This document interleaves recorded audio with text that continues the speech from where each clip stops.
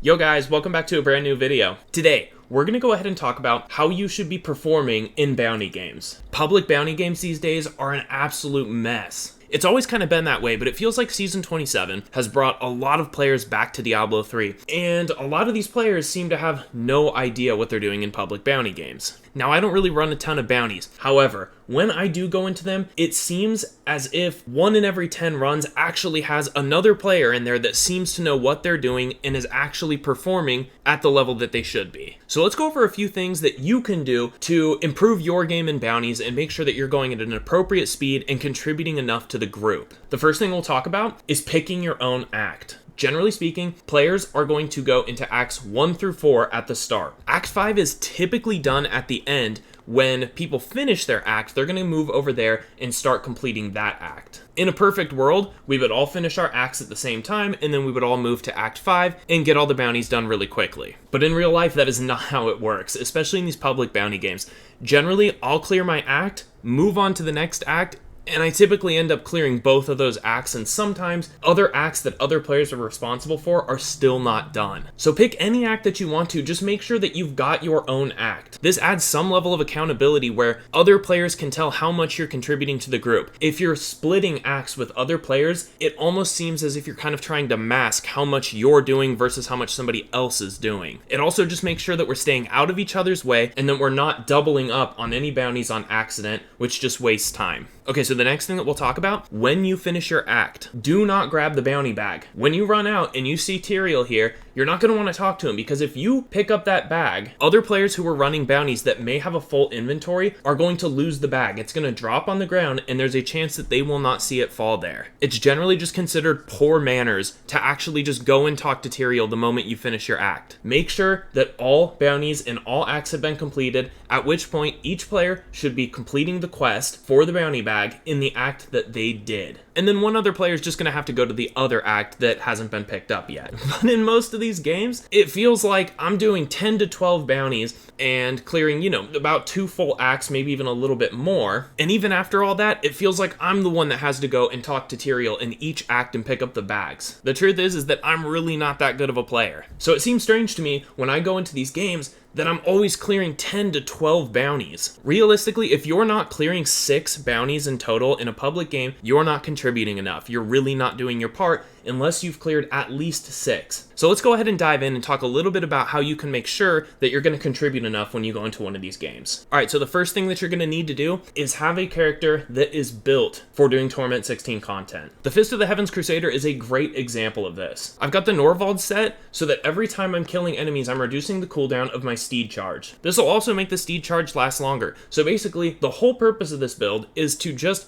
keep hitting the 2 button, getting on my horse, and running from point A to point B. I've got items like the Warzeshian Arm Guards. I've got the Rechel's Ring of Larceny. I've got the Pandemonium Loop to fear enemies more often to proc the movement speed buff on this Rechel's. So essentially, I have a character who is built for moving really quickly through Torment 16 content. In the armory over here, you have 5 different slots to save different variations of your build. On whatever character you're going to be running bounties on, make sure that you've got a setup in the armory that is specifically built for this Torment 16 content to move really quickly. Of course, there's other builds that can be running these too. I've got the Unhallowed Essence Strafe Multi-Shot Demon Hunter right here. Moving from point A to point B is really quick with this build. There's 3 classes in Season 27 that are particularly good for running bounties. Those are the Crusader, the Demon Hunter, and the Monk. Now I know somebody's going to drop a comment down below saying, well, my wizard runs this really fast, or my witch doctor does that, and that's okay. As long as you are running at least 6 bounties, then that's good enough. If you want to play a different class, that's fine. My recommendations, however, are the Monk, Demon Hunter, or Crusader. Okay, let's talk about boss fights. When somebody clicks to go into a boss fight, you're going to get a prompt that gives you 60 seconds to respond, whether you're going to go or not. Do not leave that prompt sitting there. You're just wasting your own time by not allowing that player to go into the boss fight quickly. Just make sure that within 3 to 4 seconds you are canceling that boss fight. And absolutely do not accept boss fights because you want to go in and get gear or get the gems that drop out of the chest. The only reason you should be going into a boss fight is if you're the one that that got to that boss, and it is your job to kill that boss. It drives me insane